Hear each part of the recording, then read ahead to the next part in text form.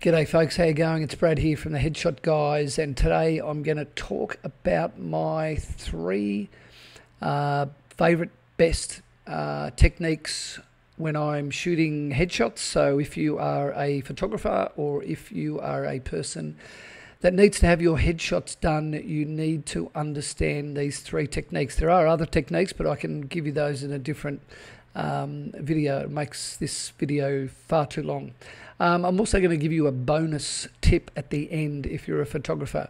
So my three favourite techniques out of my 5 or 6 techniques that I use. The three best ones are jawline, eyes, mouth. Now, you have to have a nice jawline when you're being photographed. You have to understand, how do I give my clients a nice jawline, or how do I, if I'm being photographed, how do I get a nice jawline? Well, it's all in the head movement. It's all about pushing your face out towards the camera.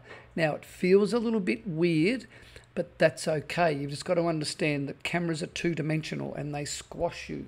So what gets left behind is this nice chiseled looking jawline. So if you start back here like this, a lot of people have 58 chins because they suck their chin back into their jaw, into their neck.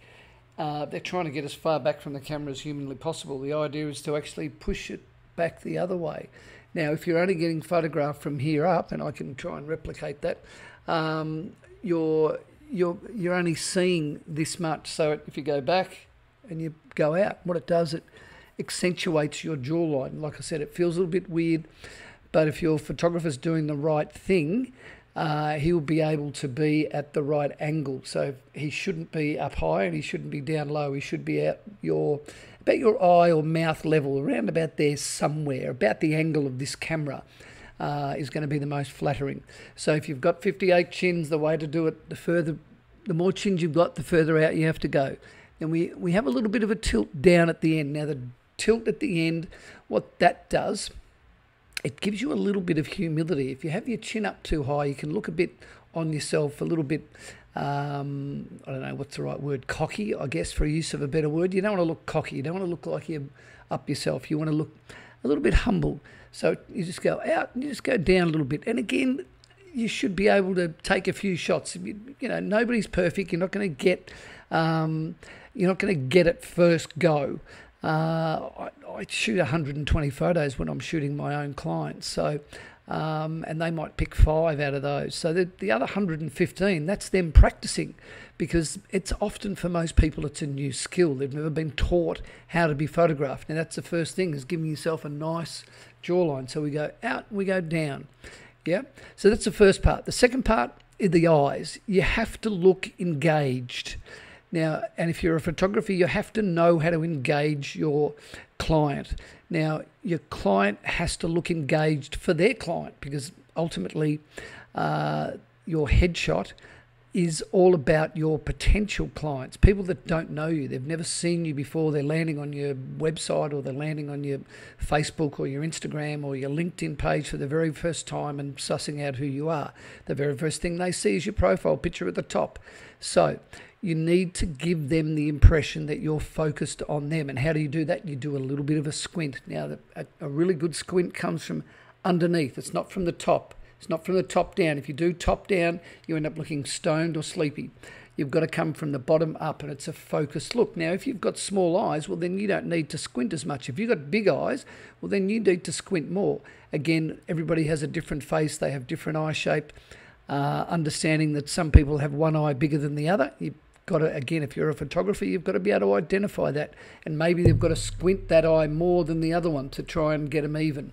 So you've got to have that focused look in your eyes so that your potential clients, when they're looking at your image, feel like you're looking at them. And that's really, really important, that you look engaged and you do that with your eyes. It's also a confident thing.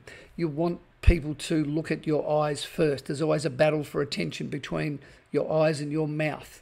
So the next thing we talk about is your level of smile. You have to work out, where is your level of smile? Everybody has a range of smile, from nothing up to their biggest smiley smile. So now some people have a big smile, it might be only here. Some people have a big, huge, toothy smile, and that's okay. There's no right or wrong answer. It's just the way that you do it. But you've got to work out, okay, What do I want to say to my potential clients? How smiley do I want to be? Is my goal with my headshot to make me look smiley and happy? Or do you think you should look confident and capable, which comes from the eyes? So it's your choice. Do you want people looking here first, or you want them looking here first? If they look here first, they're going to be thinking things like confident, capable, loyal, trustworthy, professional. If they go to your mouth first, they're going to be thinking things like happy, smiley, fun. Yeah. So depending on what you do, you have the choice. Now, it doesn't mean you can't smile. It just means that maybe you've got to have a less of a smile, and you do that by having a big smile. So your photographer needs to be able to say something funny. It's not rocket science. You've got to be able to make your clients really, really smile. Standing them up against a wall and telling them to smile doesn't work, because all they're going to do is go and chuck a big fake smile at you, and it'll look weird and it'll look fake, and your headshots will be okay, but they won't be fantastic. You should be aiming to shoot and make your clients look really, really good. You want them to be happy with the headshots. It affects their marketing, because if you've got a client and they don't like their headshot so much, then they're not going to use it so much. They're not going to put it on LinkedIn. They're not going to put it on Facebook. They're not going to put it on Instagram. They're not going to put it on their website, which are all the places they need to put it. So you have to make them look good. It's up to you as a photographer. Now, if you're having your headshots done and your photographer is not teaching you all this stuff, well, then you've got to understand it yourself. You've got to do it yourself. Out, down, eyes, mouth. Out, down, eyes, mouth. So maybe you've got to think of something funny yourself. Maybe your photographer's not much of a character. Maybe he's not saying anything that's actually making you smile. So you've got to think up something that makes you smile yourself. I hope this makes sense. The bonus tip at the end for photographers is shoot tethered. You have to shoot tethered. You have to be able to show your client their headshot on a big screen. Don't be scared to show them the first two shots and go, okay, maybe we need to squint more. Maybe we need to turn our head this way. Maybe we need to turn it this way. Maybe we need to push our chin out further. Maybe we need to go down further. All these little things, these little tweaking. Every single shot, we should be tweaking it, so that you're looking to get a better shot. Like I said, I take 120 shots sometimes in the studio when I'm with a client, and they might pick 5. The other 115 is them practicing to get these things correct. It's like riding a bike, driving a car. You've got to practice and you get better. It's a skill-based activity, riding a skateboard, doing anything that's skill-based. A skill-based activity, you need to practice it. The more you do it, the better you get. Being photographed is no different. Understanding your best head position, understanding your best level of squint, your best smile.